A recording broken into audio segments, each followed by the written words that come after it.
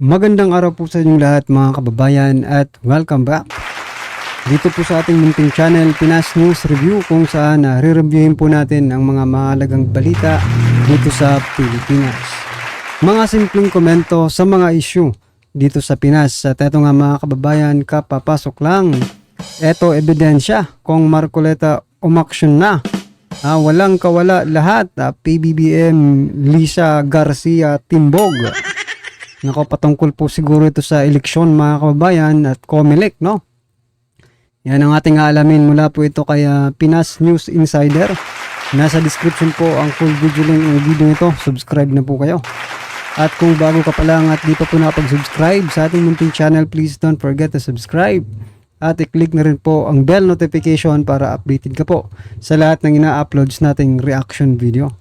At ito nga mga kababayan, bago po natin simulang pakinggan, panoorin at bigyan ng komento ang video ito. Ito mga karibin natin, may i-share lang po ako sa inyo. Nako, ito si Senator Tolentino. Kumpirmado na po. Paalam na po talaga siya sa PDP mga kababayan, no? Pero basahin po natin ito. Senator Tolentino nagbitiw bilang opisyal, miyembro ng PDP. Yan. Pero tingnan natin kung ano po yung naging rason or kanyang naayawan na. Bakit siya umayaw, di ba, sa PDP? Ito po yung kanyang rason mga kababayan. Basahin po natin ng kaunti, no? Ito, kinumpirma ni Senate Majority Floor Leader Francis Tolentino ngayong Lunes, August 5, ang pagbibitiw niya bilang miyembro at Vice President ng Luzon Partido Demokratiko Pilipino, PDP. Ito po, ayon kay Senator Tolentino, bago pa man manawagan si Senator Padilla, ba? Talagang bago pa para sa kanyang resignation ay nagpadala na anya siya ng liham sa Pangulo ng partido na si 2nd District Palawan Representative Jose Alvarez. So yan mga kababayan, bago pa daw na magdesisyon si Robin Padilla, Senador Robin Padilla, nakapagpasa na pala. Parang ganun po ang rason niya. Pero ito pa, pagkakaiba umano ng prinsipyo. Pagkakaiba umano ng prinsipyo pagdating sa West Philippine Sea ang pangunahing dahilan ng kanyang desisyon na umalis sa PDP. Talaga ba? Ay nako, kayo po ba naniniwala kayong yan po talaga ang rason? Pumunta ka sa kabila Sa kabila nito, nanatilian niya silang magkaibigan ni dating Pangulong Duterte. Talaga ba? Hanggang ngayon, kaibigan pa rin ang turing mo kay dating President Duterte? Baka niloloko mo na rin yung sarili mo, Senator Tolentino. Diba? Kasi kung itunuturing mo pang kaibigan si PRRD, which is na siya po ang nagpapanalo sa iyo bilang senador, no? Akala talaga namin kakampit ito no? Nabudol rin tayo ni Tolentino mga kababayan. Prinsipyo daw sa WPS ang kanyang inayawan. Ano bang prinsipyo mo? Ano bang stand mo sa WPS, no? Ipaglaban? Sinasabi na nga ng leader ninyo sinasabi na ni PBBM na makikipag-usap, no?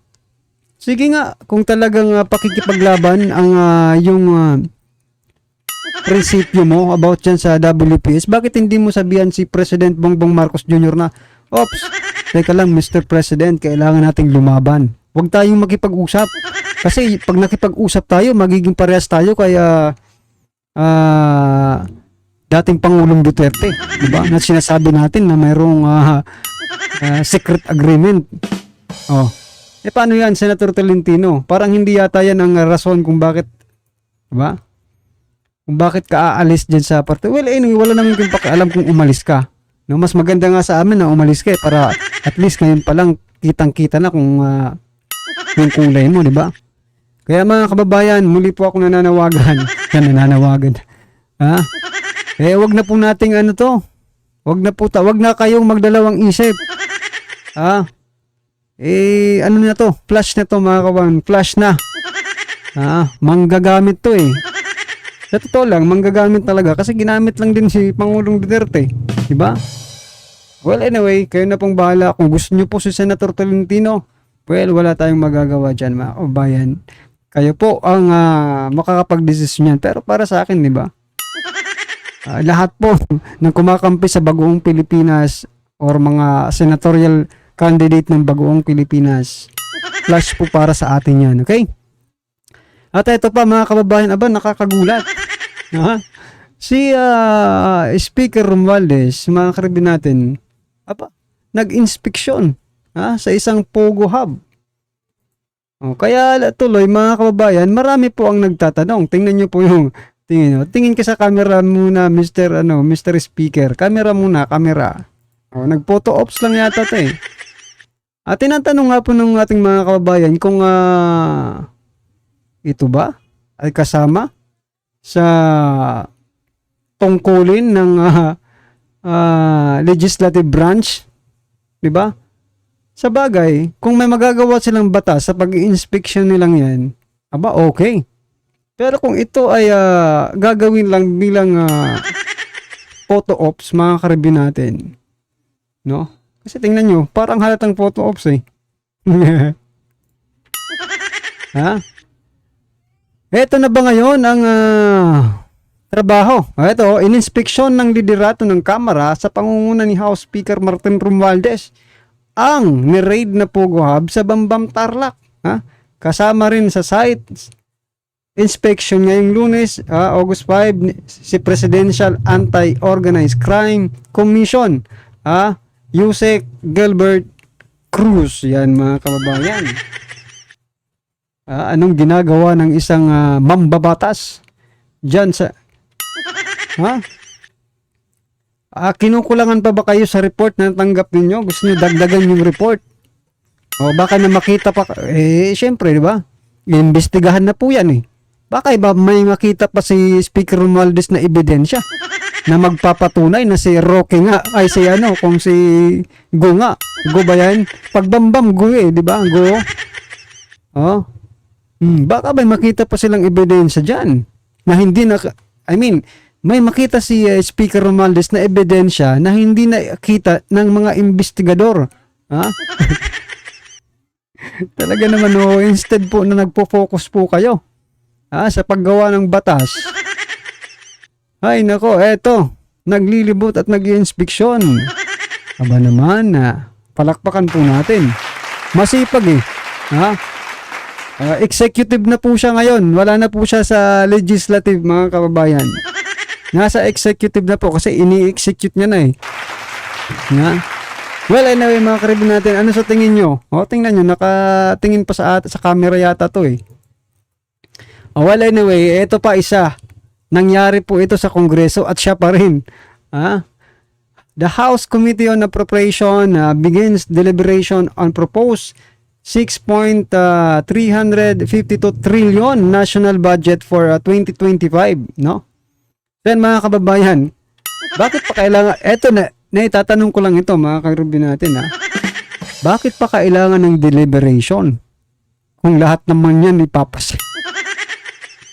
Wala namang ibibeto dyan mga kababayan, kaya bakit pa kailangan i-deliberate pa? Wag na, sayang lang ang oras dyan. Ay, sige, tingnan nyo ito mga kababayan, Sandro Marcos, Martin Romualdez, o mga ano niya ito eh. Kaya pasang-pasa na yan. Sa Senado na, ipasa nyo na yan sa Senado para maaprubahan na rin ng Senado yan. Diba? Ilang araw nyo yung pag-iisipan dyan, ganun rin naman ang kalalabasan. Pagdating sa presidente, okay na rin yan eh. Diba? Unlike kaya president, no? Kaya PRRD, sa palagi ko personally, kay President Duterte lang ako naka-experience na may tinanggal, no? Tinanggal na budget dahil hindi napapakinabangan ng taong bayan. Pero kung naiba pa yun si PRRD, talaga, sige, go na yan, nang magpaghati-hatian na natin yan. Diba? Kaya palakpakan po natin si PRRD. Hindi ko yung sinasabi, palakpakan natin sila si PRRD pong palakpakan natin kasi sa kanya po tayo naka-experience na mayroon pong budget, no? Kung para talaga sa tao ka, para ka talaga sa tao eh. Ba? Iisipin mo talaga, pakikinabangan ba ito ng taong bayan na budget na ito? Or kayo lang ang makikinabang nito? Kaya, kinat agad. Tinanggal sa budget. Ewan ko lang dito mga kababayan, no? Magpakitang gilas naman po kayo, President BBM. Try nyo rin mag-cut ng budget. Tanggalin nyo dyan sa budget na yan, di ba? Sa 6.352 trillion kahit 1 million lang, di ba? At least may pakita nyo, nagtanggal po ako, nagbeto po ako ng budget. Hindi ko sinang-ayunan kasi hindi pakikinabangan ng taong bayan. Parang suntok sa buwan yata yung sinasabi ko. Pangarap ko lang yan, mga karibin natin. Tulad po ng mga pangarap nila. Di ba? Well, anyway, ito na mga kababayan. Sama-sama at sabay-sabay po natin pakinggan. Panoorin at bigyan ng komento ang video ito. Pa-outbid to kay Kong Marcoleta at sa Comelec. Ito po. Samantala, tinukoy naman ng Commission on Elections Chairman na si Attorney George Erwin Garcia na ang pinakapakay talaga ng pagpapatuloy ng demolition job laban sa poll body ay ang pwersahin daw sila na gamitin muli ang lumang vote counting machines o yung VCM para naman sa 2025 elections mula sa dating service provider na Smartmatic. Matatandaan ang dating service provider ng Commission on Elections ay Smartmatic na nauna nang pinagbawalan ng poll body na lumahok sa lahat ng bidding process at procurement ng komisyon para naman sa hinaharap ng mga halalan matapos na masangkot umano ang naturang kumpanya sa umano'y bribery case sa Estados Unidos laban kay dating Commission on Elections Chief Andy Bautista. Nagbigay daan ito sa iisang bidder lamang na nakalusot mula sa naturang proseso at ito nga ang Miro Systems mula sa South Korea para makuha ang 18.8 billion pesos na kontrata na ginawa naman ng Commission on Elections para sa pag-supply ng bahagi po ng naturang kontrata at yan ay para sa 2025 midterm elections. Dito ay nagkaroon ng demolition job umano laban kay Garcia at siniraan ang kasalukuyan chairman ng poll body dahil naman sa issue ng offshore bank accounts. Una rito, itong araw ng Huwebes ay pinangalanan ni Sagi Party List Congressman Rodante Marcoleta ang poll body chief na mayroon naman ng 2 offshore bank accounts sa Estados Unidos at subalit tugon naman dito ni Garcia na nakakakilabot at nakakatawa na lamang ang naturang mapahayag dahil malinaw at nababatid niya ang katotohanan at kung ano ang peke hinggil sa naturang usapin. Inamin din ng opisyal na ang mga akusasyon na ito ay una na niyang nalaman, ngunit kanyang ipinagkibit-balikat lamang dahil nga alam niya sa katotohanan ang kung ano ang usapin at kung ano ang balido na talakayin lamang dahil nga ito ay binabalak na umano mula yan sa isang white paper. Inaasahan naman ng poll body chief na mas marami pang mga pag-atake sa komisyon mula sa iba't ibang mga kritiko hinggil pa rin sa naturang usapin. Narito ang ilang bahagi ng pahayag ni Comelec Chairman George Erwin Garcia. Handang-handa po akong umarap sa kahit anong pagdinig sa Kongreso. Sapagkat, una, pinanumpaan ko na po yung sinabi ko na dinidinay ko lahat ng accounts na yan. At number 2, ay ako po yung nag-waive sa lahat ng accounts na yan. Paano mo naman po lalabanin yung isang tao may immunity, hindi mo pwedeng kasuhan mo man madidismiss. Kasi nga po, Congress is still in session. Hindi po ba sana parehas na lang? Sana panumpaan din yung akusasyon sa bawat account. Ito po ay isang open challenge. Panumpaan din po yung akusasyon sa bawat account. Bagian ang mapahayag ni Commission on Elections Chairman George Erwin Garcia. Una nga rito, may mga pinukol na mga paratang ang kinatawan ng Sagi Party List. At kaugnay niyan, narito ang naging bahagi ng pahayag ni Sagi Party List Congressman Rodante Marcoleta. Nakasalalay po kasi kung ano po yung reaction o magiging action ni Chair dito sa napatunayan na po na mayroong talagang bank accounts na existing. Sabi po niya kasi wala akong bank accounts kahit na isa. Now, what is the possible reaction of the chairman in the face of what we have proven to be authentic pieces of evidence certifying and confirming the existence of his accounts? Dalawa pa po ito. So, dependent po tayo kung anong magiging aksyon ni Chair Garcia. Bahagi yan ng batuhan ng paratang at sagot ni Sagi Party List Congressman.